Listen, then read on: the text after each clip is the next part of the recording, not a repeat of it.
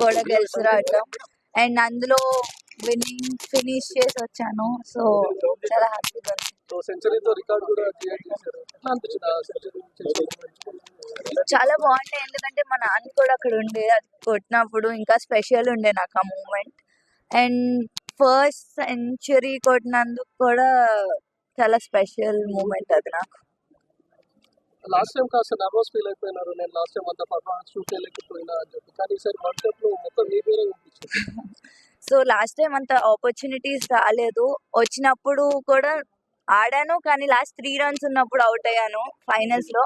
ఈసారి what ever I got, నేను నా బెస్ట్ ఇవ్వాలనుకున్నా, ఇచ్చాను. ప్లస్ ఆ ఫైనల్ రన్ కూడా కొట్టి రావాలనుకున్నా. సో నాట్ అవుట్ వచ్చాను. సో సీనియర్ టీమ్ లోకి ఎప్పుడు వెళ్తారు? ఎప్పుడు పర్ఫామ్ ఎప్పుడు మితాలీది ఆఫ్ కోర్స్, బికాజ్ ఆమెను చూస్తూ పెరిగాము. సో యా, ఎప్పుడు ఆమె ఉంటుంది. సో త్రిష గురించి ఈరోజు ఎంత మాట్లాడుతున్నారు, మీ ఫాదర్ కూడా అంతే ఫేమ్ అవుతున్నారు. మీ ఫాదర్ గురించి నేను క్రికెట్ స్టార్ట్ చేసింది నాన్న వల్ల, అమ్మ నాన్న వల్ల. వాళ్ళు లేకపోతే నేను ఇక్కడ ఉండేదాన్ని కాదు.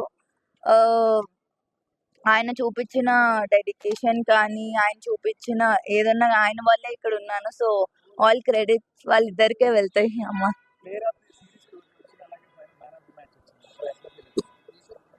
చాలా హ్యాపీగా ఉన్నానండి, బికాస్ లైక్ నేను ముందు చెప్పినట్టు లాస్ట్ టైం అంతా అంటే ఆపర్చునిటీస్ రాలేదు. ఈసారి వచ్చినప్పుడు చాలా నా బెస్ట్ ఇచ్చి ప్లేయర్ ఆఫ్ ద టోర్నమెంట్ అవ్వటం ఇంకా స్పెషల్గా.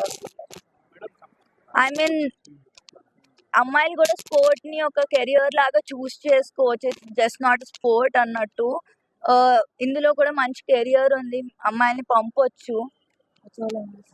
మేడం మన సబ్